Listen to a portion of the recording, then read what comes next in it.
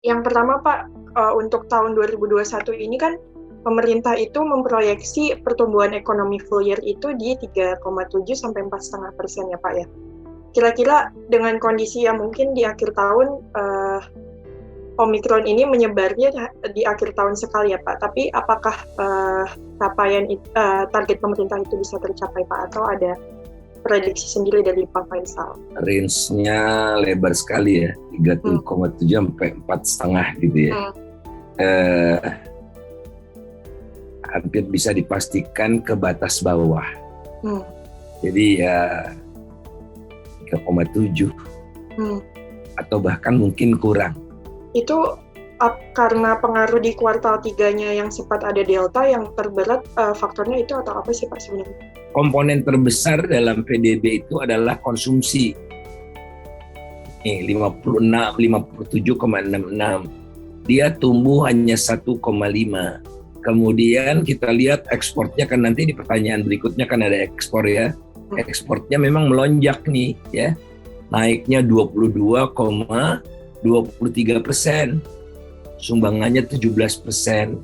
Nah, namun kan ekspor didampingi oleh impor.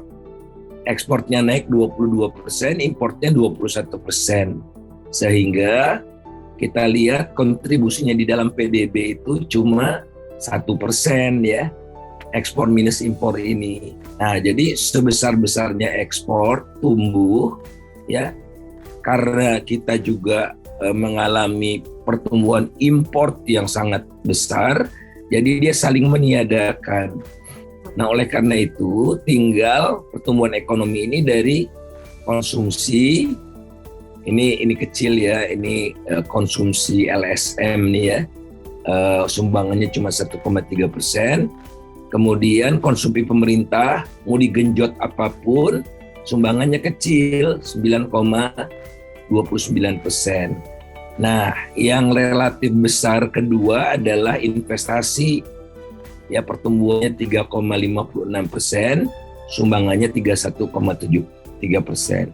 Sehingga kalau disederhanakan, pertumbuhan ekonomi itu terutama disebabkan oleh konsumsi masyarakat dan investasi. Pak, mau lanjut ini nih Pak, soal mau bertanya soal utang di tahun 2021. Itu kan yang sebentar saya buka datanya itu. Selama 2021 itu kan per November kita ada 6.700 triliun ya Pak. Terus di tahun depan pemerintah itu berencana menarik sekitar 973 triliun. Nah, ini sementara kan kalau dilihat dari yang 2020 masih ada saldo yang berlebih ya Pak, yang saldo berlebih itu kemudian kalau dari pemerintah sih mengatakan itu akan dialokasikan lagi untuk anggaran pemerintah di tahun 2021. Tapi di 2022 ada lagi yang ditambah 973 triliun. Nah, berarti kan hampir 8.000 triliun ya Pak kalau misalkan itu benar-benar direalisasi. Kira-kira bagaimana Pak kesanggupannya?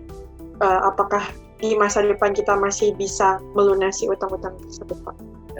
Kemungkinan sih tambahan utang tahun ini tidak sebesar yang direncanakan karena pemerintah mulai November Desember nggak mengeluarkan surat utang. Jadi tadi rencananya kan masih mau mengeluarkan surat utang, tapi karena penerimaannya bagus, pemerintah tidak mengeluarkan surat utang. Nah, jadi kemungkinannya lebih rendah barangkali, tapi bisa juga tidak karena tahun depan kan tantangannya besar. Nah, jadi utang kita ini sangat tidak benar. Peningkatan utang itu karena pandemi. Staf ahli Menteri Keuangan kan mengatakan kita menambah utang karena pandemi kan. Sangat tidak benar karena sejak Jokowi berkuasa itu utangnya naik terus. Jadi mohon tidak membohongi masyarakat. Utang itu bukan semata-mata karena pandemi. Utang itu dilakukan oleh pemerintah untuk terutama adalah membayar bunga. Jika di 2022 ini kan turun lagi ya Pak, sekitar 400 triliun. Ini kan sama ya rencananya seperti di awal tahun 2021 lalu, di akhir 2020 lalu pemerintah itu bilang anggaran PEN itu tidak akan sebesar 2020, tapi ternyata ada lonjakan kasus lagi dan akhirnya lebih besar dibandingkan 2020. Kalau di 2021 dengan ada penyebaran Omikron ini, tepat nggak sih Pak? Kurangnya kan hampir 50% ya Pak, dari 744 ke 400 triliun. Sementara kan konsumsinya tadi juga kita masih di angka 1,5% ya Pak, dari data yang tadi Bapak tunjukkan. Omikron ini pengaruhnya seberapa jauh agak berat kita mengetahuinya karena ketidakpastiannya tinggi. Kita harusnya lebih banyak berjaga-jaga gitu ya, supaya kalau betul-betul Omikron ada itu kita lebih siap. Nah, oleh karena itulah fokuskan ke depannya itu untuk meningkatkan kapasitas rumah sakit macam-macam itu ya. Kemudian yang kedua, jangan bebankan masyarakat seolah-olah masyarakat itu sudah siap gitu. Yang tadi lapisan rentan itu rasanya masih sangat harus disokong ya, dibantu untuk menghadapi kehidupan yang serba belum menentu ini. Oleh karena itu menurut saya yang namanya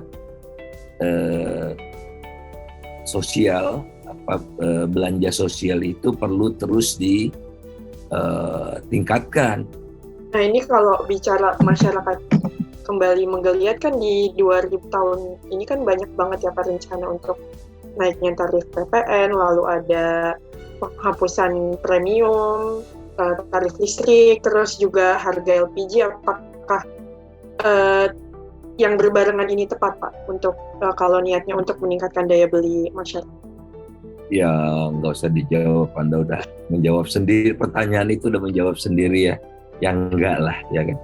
Jadi tapi poinnya begini, kalau Anda lihat inflasi di era Pak Jokowi kan ekstrim rendah ya, ekstrim rendah, harus diakui itu.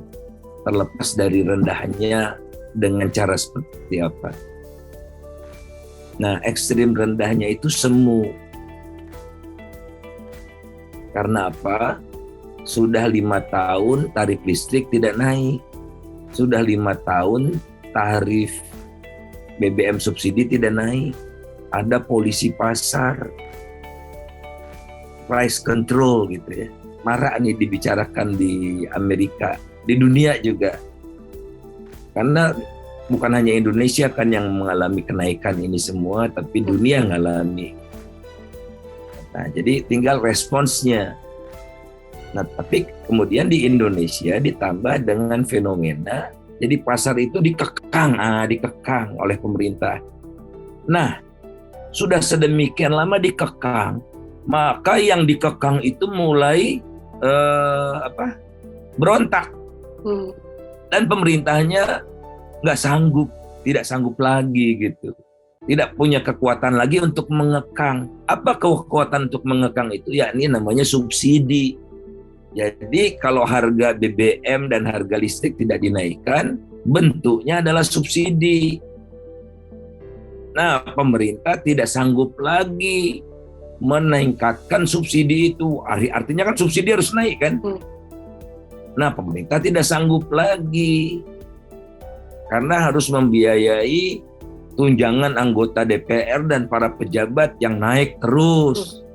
Perjalanan dinas, rapat-rapat di luar kota, di hotel-hotel mewah itu harus naik. Sehingga apa yang harus dikorbankan? Ya udah subsidi buat ini kasar ya, kita bicara kasar gitu.